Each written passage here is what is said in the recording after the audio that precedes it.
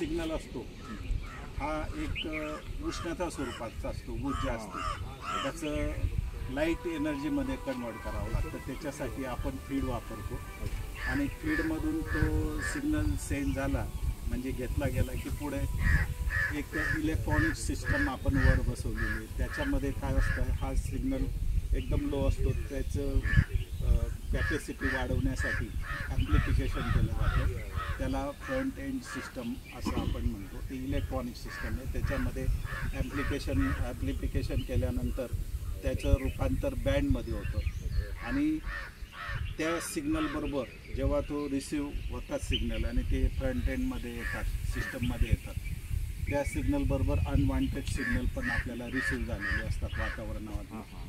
असंख्य प्रकारचे नॉईज वगैरे असतात किंवा एखाद्या ठिकाणी ट्रान्सफॉर्मर लिकेज असेल किंवा लाईटनिंग होत असेल स्पार्किंगमुळे, ते सिग्नल त्यामध्ये रिसिव्ह झालेले असतात. मग ते फिल्टर करायचं काम ते सिस्टम करते आणि मग त्या सिस्टममध्ये त्याचं बँडमध्ये रूपांतर होतं, 2 बँडमध्ये, चॅनल 1 चॅनल 2, आणि त्यातनं मग ती जी फ्रिक्वेन्सी एक विशिष्ट प्रकारच्या कोएक्सियल केबल वापरून फ्रिक्वेन्सी लॉस न झाली पाहिजे अशा प्रकारच्या इम्पोर्टेड केबल आपण वापरतो.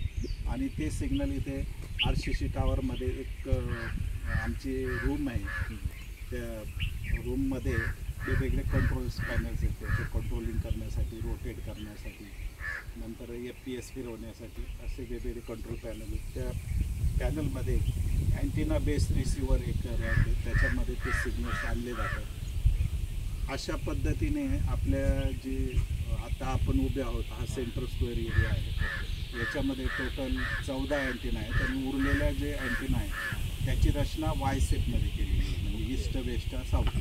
प्रत्येक डायरेक्शनला 5 आणि एका डायरेक्शनला 7 अशा त्या 16 अँटिना आणि सेंटर स्क्वेअरच्या 14 अँटिना. C3 म्हणजे सेंटर स्क्वेअर. आता आपल्या ऑब्झर्वेटरीचा आजूबाजूचा जो एरिया आहे हा सेंटर स्क्वेअर म्हणून आपण त्याला नाव दिलेलं आहे.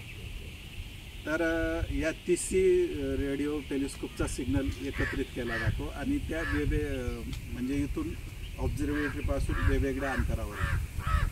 मग त्याचं सिग्नल प्रोसेसिंग करण्यासाठी एक ABR अँटेना रिसिव्हर सिस्टम काम करते. म्हणजे वेगवेगळ्या लांबीवरनं जे सिग्नल येतात त्यांचं डिस्टन्स मेजर करायचं आणि ते पॅरलल करायचं काम या ABR रॅकमध्ये. नंतर मग ते सिग्नल आपल्याला वाहून नेण्यासाठी त्याचं लाईट एनर्जीमध्ये कन्वर्ट करावं लागतं.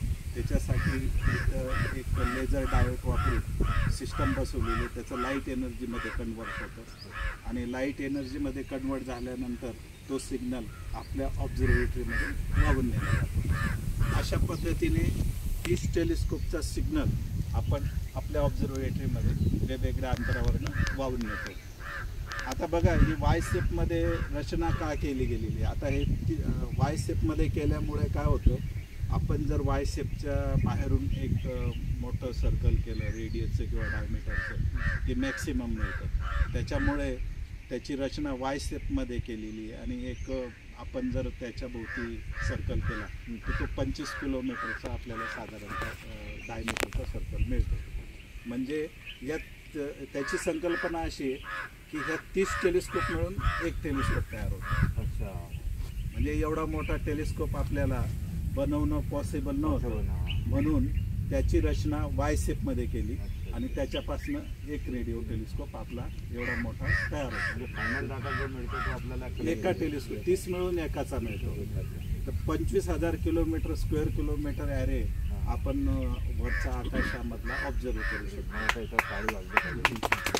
म्हणून या पद्धतीला म्हणजे जी सिग्नल प्रोसेसिंग पद्धत असते एकत्रित करायची त्याला इंटरफेरोमीटर असं म्हटलं जातं आणि इंटरफेरोमीटर प्रिन्सिपलमध्ये वर्ल्डमध्ये ही सर्वात मोठी रेडिओ टेलिस्कोप आहे.